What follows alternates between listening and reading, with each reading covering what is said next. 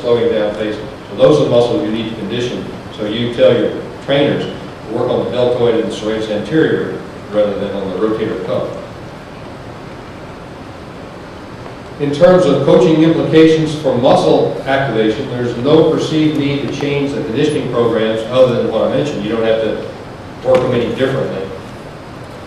But there's no increased muscular protection for the shoulder either. So you've got increased load, the muscle's working the same. Once again, there's a little bit of concern about that.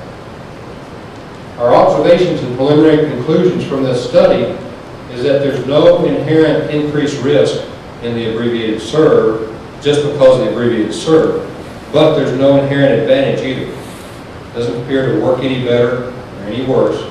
However, there are specific warnings because of the techniques of how the motion is achieved.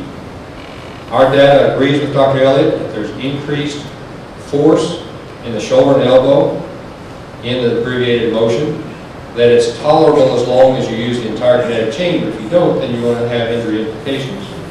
Because if you don't get the arm and the leg in the proper position, then there's a potential increased risk. In other words, if you teach that all they have to do is this right here, well, that's fine.